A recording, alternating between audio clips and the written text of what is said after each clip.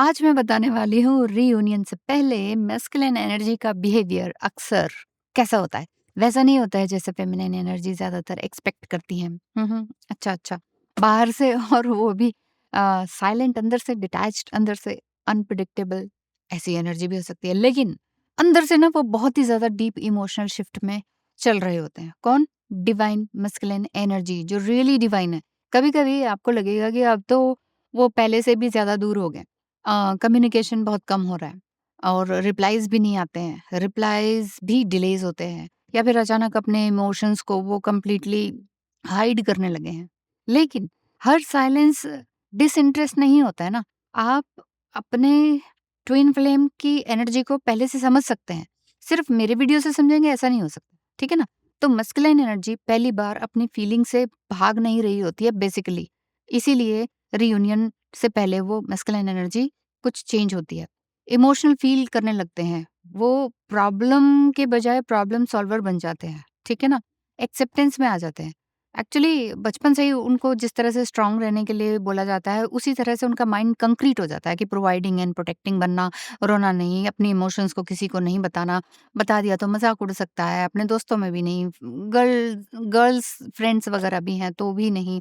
Office में भी नहीं, तो इस तरह से उनको हो जाता है। लेकिन रीयूनियन के करीब आते-आते ये कंट्रोल धीरे-धीरे कम होने लगता है कि नहीं यार, जिसको चाहता हूँ, जिसके साथ ज़िंदगी बिताना चाहता हूँ, उसको ही कुछ ना बताऊँ क्या?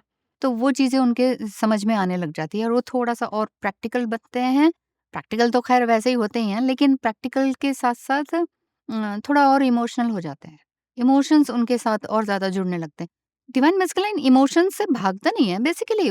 इमोशनल बीइंग तो वो भी है ना, ह्यूमन बीइंग्स तो हैं, female and male human beings ही तो हैं। और अब आप चाहे सेम जेंडर में भी हों, ट्विन फ्लेम जर्नी में सेम जेंडर में भी हों, लेकिन एनर्जीज की बात है। इस फेज में मस्कुलिन एनर्जी की जो मैं बात कर रही हूँ, वो बहुत ही इंट्रोस्पेक्टिव हो सकती है। वो अपने पुराने डिसीजंस को रिप्ले कर सकती है। उन्होंने क्या कहा था, क्या नहीं कहा था, कहाँ आपको मिसअंडरस्टैंड किया था। सेम जेंडर में भी एक मस्कुलाइन एनर्जी इस तरह से सोच सकती है। कहाँ उन्होंने ईगो से रिएक्शन दिया था या कहाँ उन्होंने आपको सच बोलना चाहिए था लेकिन साइलेंस को चूज़ किया, तो वो अंदर ही अंदर उनका इंट्रोस्पेक्शन चल रहा है ना। तो बाहर से ये नॉर्मल रूटीन आपको लग सकता है कि तो सेम सब कुछ तो चल रहा है। बेसिकली जो मेन शिफ्ट होता है वो अंदर ही तो होता है। आपका जो इनर वर्क होता है, वो इनर का मतलब क्या है? वो कोई और थोड़ी ना देख रहा है आपको। वो इनर मतलब अंदर चल रहा है। इंट्रोस्पेक्शन का मतलब ही अंदर चल रहा है सब कुछ।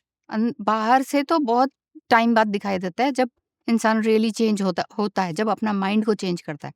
तो वो अपनी लॉयल्टी को समझते हैं, वो इमोशनल प्रेज़ेंस को समझने लगते हैं। बिना जज किए फिर आपको समझते हैं, आपके इस प्रेम की डेप्थ को समझते हैं। प्रेम में डेप्थ होती है, लव एंड रिस्पेक्ट भी होता है और एक हेल्दी बाउंड्री भी होती है, आपकी साइड से भी, उनकी साइड से भी।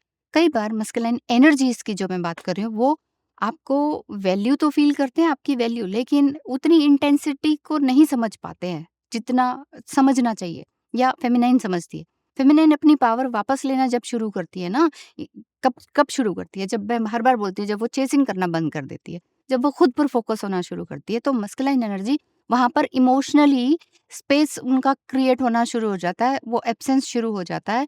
आपने अपना थोड़ा दरवाज़ा बंद कर लिया, आप अपने आप में आ गए हो, तो फिर वहाँ पर खलबली मच जाती है। वो खलबली क्या होती है? वो वही होती है कि इंट्रोस्पेक्शन, वही क्लैरिटी उनके अंदर आता है। यही साइकोलॉजी भी है, जो कि फेमिनाइन एंड मस्कुलाइन एनर्जीज़ में होता है प्लस बॉडीज़ में होता है। अब आपका साइलेंटली वो आपको ऑब्ज़र्व करने लगते हैं, ओपनली चाहे वो आपको बात ना करें, लेकिन मस्कुलाइन एनर्जी अब आप क्या कर रहे हैं, कैसे आगे बढ़ रहे हैं, क्या आप कर चुके हैं उनके लिए आपकी लाइफ़ में, कितनी एनर्जी आपने उ उस इस रिलेशनशिप में डाली है, इन्वेस्ट किया है, वो सब कुछ वो समझ रहे होते हैं। तो ये ऑब्ज़र्वेशन सोशल मीडिया के थ्रू भी आपको दिखाई दे सकता है, उनकी पोस्ट के माध्यम से, कॉमन फ्रेंड्स के थ्रू भी, या सिर्फ़ एनर्जेटिक क्यूरियोसिटी के रूप में भी। लेकिन इसका मतलब ये नहीं है कि हर ऑनलाइन एक्टिविटी जो आपका मस्कुलाइन एनर्जी कर रहा है, वो रियूनियन का ही साइन है। मान लो वो शिवा शक्ति का कुछ भेज रहे हैं, मान लो वो भक्त ज़्यादा बन गए, तो आप ये कहो, ओहो! वो तो अब मुझे ये करने वाले हैं, वो करने वाले हैं, या मैच्योरिटी है या कमिटमेंट देंगे। ये चीज़ें माँगी नहीं जाती है। जो जो जो लॉयल्टी है, जो कमिटमेंट है, लव है, स्ट्रेंथ है, और ये जो आपका खोने का डर है ना उनका, वो भी आप इस तरह से नहीं पूछ सकते, क्या वो मुझे खोने से डरते हैं? अगर आप अपने आप को खोने से डरते हैं तो फिर वो आपको खोने से डरेंगे। आपने ही तो खुद को नहीं खोना है ना, वही तो मैं बोलती हूँ। अगर आपका मस्कुलाइन एनर्जी बेसिकली जो मस्कुलाइन होता है वो लव में भी लिटिल बिट कंट्रोल चाहते हैं कि मेरे अंडर रहे, पॉसेसिव रहे। लेकिन जो रियली ट्रूली मस्कुलाइन एनर्जी होती है, वो ना तो अपने लोनलीनेस से डरती है, ना आपको लोनली फील करवाता है या कंट्रोल करता है, ठीक है? लेकिन जब आपकी एनर्जी बदलती है, चेंज होती है, जब आप इमोशनली स्टेबल होने लगते हैं, तब उन्हें भी रियलाइज़ होने लगता है कि आप हमेशा वहीं पर ही नहीं खड़ी रहेंगी जहाँ पर वो छोड़कर भाग गए थे, या जहाँ पर उन्होंने कहा था कि बस अब तुम्हारा मेरा नहीं हो सकता है। आई थिंक तुम्हारा मेरा मतलब relation wise, age wise, money wise, हमारे कास्ट वगैरह की वजह से नहीं हो सकता है। लेकिन नेक्स्ट डे फिर से आ जाते हैं। तो आपका जो मस्कुलाइन एनर्जी है वो बार-बार अपने आप से पूछते हैं कि क्या मैं उस लव के लिए रेडी हूँ, जो रियली मैं चाहता हूँ? मैं चाहता तो तुम ही को हूँ, लेकिन मैं तुम्हारे पास नहीं आ सकता, इसलिए तुम्हें रिजेक्ट कर रहा हूँ। एक्चुअली वो आपको रिजेक्ट नहीं कर रहे होते। वो खुद की feminine energy, true feminine energy को रिजेक्ट कर रहे होते हैं। अपने पुराने पैटर्न को तोड़ना it's not an easy work. आपको खुद को पता तो है कि कई बार अपोलॉजी भी देनी पड़ती है, कन्वर्सेशन चेंज करना पड़ता है, डिफिकल्ट कन्वर्सेशन करना पड़ता है, जहाँ पर वल्नरेबिलिटी आती है। ये थोड़ी कि अपना भी अच्छा-अच्छा पार्ट दिखा दिया, वो भी अच्छा-अच्छा पार्ट, ये तो अरेंज मैरिज में होता है। अरेंज मैरिज में क्या है, मस्कुलाइन अपना अच्छा दिखाता है, फेमिनाइन अपना बेस्ट दिखाते हैं। शादी हो जाती है तो तब पत्ते खुलते हैं कि ये क्या हो रहा है भाई? ये क्या है? तभी तो फिर डिवोर्स तक बात जाती है। इवन लव मैरिजेज़ में भी यही होता है। लव मैरिजेज़ में ये लगता है कि डीप अट्रैक्शन हो गया, डीप अटैचमेंट हो गया, उसके बिना नहीं रह पा रहे हैं, रोना-धोना चल रहा है, अब ज़िद हो गई है, तब शादी हो जाती है। फिर कहते हैं कि अब अच्छा नहीं लग रहा है इसके साथ। क्यों? क्योंकि वो जो अटैचमेंट होता है ना, वो पुश एंड पुल का वो चीज़ रहती है, और पुश एंड पुल मैनिपुलेशन भी होता है। और सम टाइम हम मैनिपुलेशन ना सोच के हम ये सोचते हैं कि ये हमारा क्या है, इट्स अ डीप लव। तो इसी चीज़ को समझाना चाहती हूँ मैं। नेक्स्ट आगे बात करते हैं।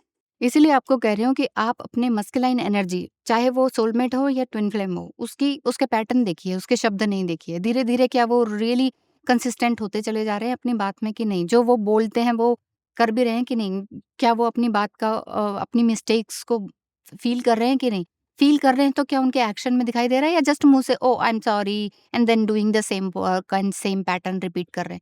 सॉरी कह देना, लेकिन फ़ील नहीं करना और अपने आप को चेंज नहीं करना। Sorry is equal to change. Sorry का मतलब ही चेंज है। तो अगर वो अपने आप को चेंज नहीं कर रहे, अपने बिहेवियर को चेंज नहीं कर रहे, अपने सर्कमस्टेंसेस को चेंज नहीं कर रहे, आगे बढ़ने की कभी सोच ही नहीं रहे हैं, तो फिर रियूनियन नहीं होता है। मस्कुलाइन एनर्जी सिर्फ़ रोमांटिक नहीं होती जब रियूनियन होने वाला होता है। वो बहुत रिस्पॉन्सिबल हो जाती है। Providing and protecting and professing. Professing means yes you are mine. I care for you. I am here to care for your soul, your body, your energy, your money. You are mine and I am yours, the completely yours. इसमें सिर्फ़ missing feeling नहीं होती है, oh! I miss you, I love you, teddy bear दे दिया, ये दे दिया। ये जो आप मनाते रहते हैं ना, वैलेंटाइन डे वगैरह-वगैरह, ये जस्ट ये गुड्डे-गुड्डी वाला खेल होता है और कुछ भी नहीं होता। इसमें धीरे-धीरे आपको समझ में आता है, जब कई सारे आपके ब्रेकअप्स हो जाते हैं या डिवोर्सेस हो जाते हैं, तब आपको समझ में आता है कि ट्रूली मस्कुलाइन एनर्जी होती क्या है। क्योंकि ट्रूली मस्कुलाइन एनर्जी पहले, सबसे पहले आप अपने अंदर हील करेंगे। आपके अंदर की जो क्वालिटी कंट्रोल वाली बात है, इमोशनल सेफ्टी वाली बात है, उस चीज़ को आप देखेंगे ना। आप आपके अंदर जो मस्कुलाइन एनर्जी है, क्या रियली आपने अपने अंदर की मस्कुलाइन एनर्जी को प्रायोरिटी दी है? अगर खुद को नहीं दी है ना, तो फिर सामने वाला भी नहीं देगा। खुद की सेल्फ रिस्पेक्ट नहीं की है ना, तो सामने वाला भी सेल्फ रिस्पेक्ट आपकी नहीं करेगा। आप कहोगे, "तुम मुझे रिस्पेक्ट नहीं करते।" ऐसे ये शिकायत करने से कुछ नहीं होगा। मैं चाहती हूँ कि वो मुझे वैलिडेट करे। मैंने आज अलग मेकअप किया तो वो उसने कुछ कहा ही नहीं। What does it mean? इसका मतलब आप वैलिडेशन चाह रहे हैं। आप खुद सुंदर हैं या आपने अपने अंदर चेंज किया है, तो प्रेज़ योरसेल्फ फर्स्ट। आपने अपने अंदर चेंज किया ना, तो आप अपने आप को चेंज मानिए, अपने आप को खूबसूरत मानिए, अपने अंदर की मस्कुलाइन एनर्जी को लव में चेंज कीजिए कि एक कैपेबल एनर्जी में आइए, तभी तो आपकी जो मस्कुलाइन एनर्जी है, जो सामने वाला पार्टनर है, जो ट्विन फ्लेम है, वो वापस आएगा। अदरवाइज़ वो भी इमोशनल होकर वो सस्टेनेबिलिटी एंड अजीब-सी बातों में रहेगा और फिर समझ नहीं पाएगा, गोलमोल-गोलमोल कर देगा बातें, आएगा जाएगा, आएगा जाएगा।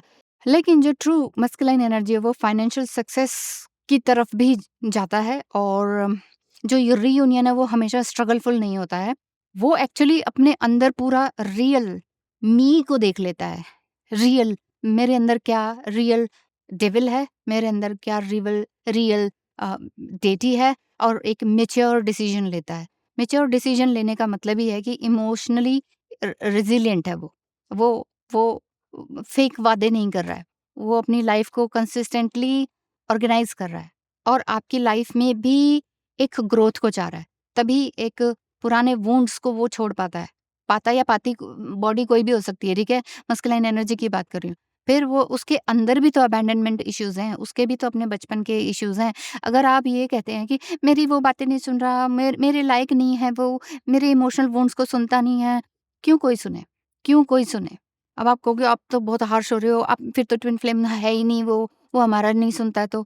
अगर आपका अनहील्ड फ़ियर है या अनहील्ड वुंड्स हैं, वो सामने वाले को आप डंप कर दोगे और आप सोच रहे हो कि सामने वाले के अंदर अपने इमोशनल वुंड्स मैंने डंप कर दिए, अब वो सुलझाए मेरी सारी सॉल्यूशंस। तो ये प्रॉपर रीयूनियन थोड़ी ना हुआ।